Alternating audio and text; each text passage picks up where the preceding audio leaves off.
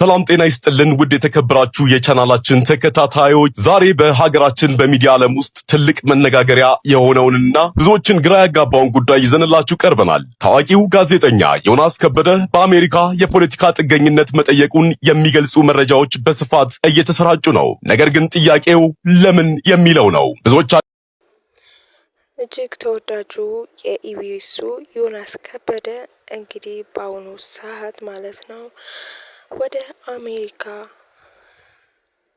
የጥገኝነት ጥያቄ እንዳቀረበ እየተነገረ ነው የሚገኘው። እንግዲህ እንደምታውቁት ዮናስ ከበደ በርካታ ወዳጆች አሉት፣ በርካታ አድናቂዎች አሉት። እጅግ በጣም በፕሮግራም ይዘት አቀራረቡ እጅግ በጣም ተወዳጅነትና ብዙ አድናቂዎችን ሊያተርፍ ችሏል ማለት ነው። ነገር ግን በዚህ ሰዓት ደግሞ እየተሰማ ያለው ነገር ምንድነው? ዮናስ ከበደ ከሀገር ከወጣ በኋላ ከሚዲያው እንደራቀ ይታወቃል። ታዲያ ብዙ ጥያቄዎች ማህበራዊ ሚዲያ ላይ ከኢቢኤስ ለቀዋል ከሀገር ወጥቷል ሲል ነበረ። ታዲያ ከዚህ ቀደምም እሱ ኢቢኤስ ቅዳሜን ከሰዓት ከነጸጌ ጋር በመሆን ማለት ነው በቪዲዮ ኮል እንዳወራው ከሆነ ወደ አገር ተመልሼ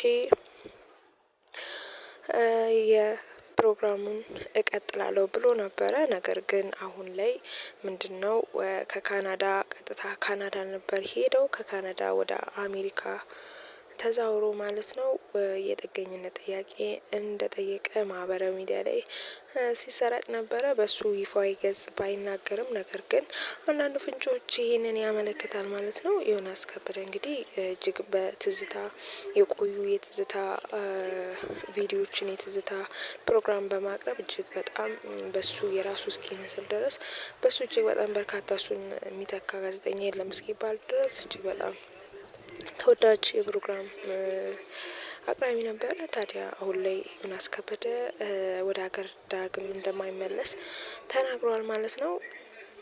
በይፋዊ ገጽ ባይነገርም በድጋሚ ማለት ነው። ታዲያ ይሄ ምክንያት የሆነው በርካታ ጉዳዮች ነበሩ። ከዚህ በፊት እንግዲህ ወደ እስራኤል ከጋዜጠኛ ትሉካን ጋር በመሄድ ወደ እስራኤል ሄዶ ነበረ። ታዲያ በዛ ወቅት ከሄደ ማህበራዊ ሚዲያ ላይ እንደሄደ ፎቶ ከተለቀቀ በኋላ በሱ ላይ በርካታ ተቃውሞዎች ተነስተው ነበረ። ያው ተቃውሞ ምንድነው? በርካታ የፍልስጤም ንጹሃንን እስራኤል እየጨፈጨፈች የበደለች እንዴት እስራኤል ሄዶ የዛን ገጽታ በጥሩ መንገድ ይገልጻል በሚል በርካታ ተቃውሞች ደርሰውበት ነበረ።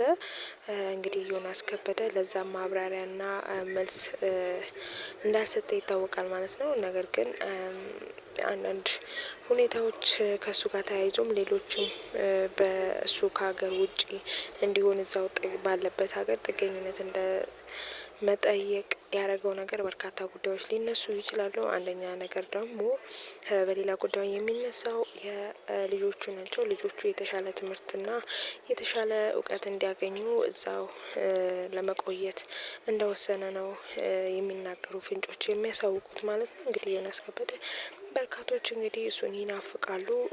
በሱ እንግዲህ በጣም በሚያቀርባለው የፊት ኤክስፒሪየንስ እጅግ በጣም ሩህሩህ ደግ እጅግ በጣም ደስ የሚል አቀራረብ ነበረው። እንግዲህ ዮናስ ከበደ በዚህ ሰዓት እንግዲህ ኢቢኤስ ከአስፋው በመቀጠል እጅግ በጣም ግርማ ሞገስ ያለው አቅራቢ ነበር። ነገር ግን ያ ሊሆን አልቻለም። ዮናስ ከበደ እንግዲህ ወደ ሀገር እንደማይመለስ ተረጋግጧል ማለት ነው። እናንተ አድናቂዎቹ በዚህ ጉዳይ ምን ትላላችሁ? ዮናስ ከበደ በዚህ ልክ ቆርጦለት እንዲወጣ ያደረገው ነገር ምንድነው ብላችሁ ታስባላችሁ? ሀሳብ አስተያየታችሁን ኮሜንት መስጫ ውስጥ መስጠት ትችላላችሁ። እንዲሁም ሰብስክራይብ፣ ላይክ ያበረታታችሁን ትልቅ ደረጃ እንድንደርስ እንደምታደርጉን ባለሙሉ ተስፋ ነን። የተሰማችሁን ሀሳብና አስተያየት እንድትገልጹልን በድጋሚ ላሳስባችሁ እወዳለሁ። አመሰግናለሁ። በቀጣይ ቪዲዮ እስክንገናኝ ቸር ሰንብቱ።